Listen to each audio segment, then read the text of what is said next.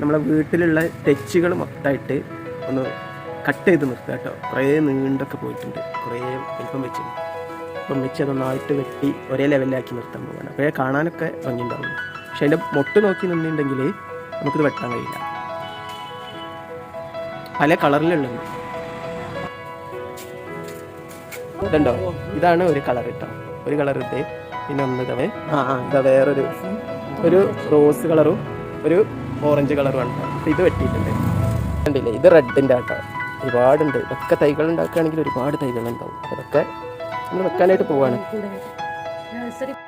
എന്താ പറയുക, ഇതിൻ്റെ പേരെന്തെങ്കിലും മിറാക്കിൾ ഫ്രൂട്ടാണ്. അത് കുറച്ചൊന്ന് വെട്ടി ഒതുക്കി വെക്കുക കേട്ടോ.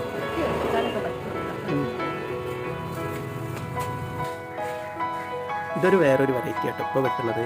നല്ലൊരു പിങ്ക് കളറ് വലിയ പൂവൊക്കെ ആയിട്ട് വരുന്നതാണ് കേട്ടോ. ഇതാണ് അതിൻ്റെ പൂവ്. അതിൻ്റെ പൂവ് വരുന്നത് നല്ല ഭംഗിയുണ്ട് കാണാൻ.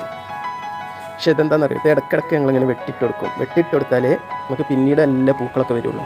പിന്നെ ചെറിയ തൈകളായിട്ട് നല്ല ബുഷിയായിട്ട് വരാനൊക്കെ ഇതേപോലെ ചെയ്യണമെന്നല്ലേ. അപ്പോൾ അതിന് വേണ്ടിയിട്ടാണ് ഇതുപോലെ ചെയ്യുന്നത് കേട്ടോ. നല്ല ഭംഗിയുണ്ട് പൂവ് കാണാൻ.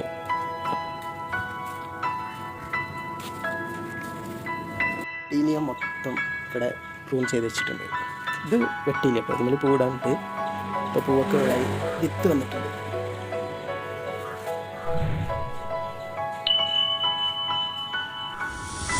ഇത് ഞാൻ ഇതിന് പുതിയ തളിരൊക്കെ വരുന്ന സമയത്ത് നമുക്ക് കാണാം.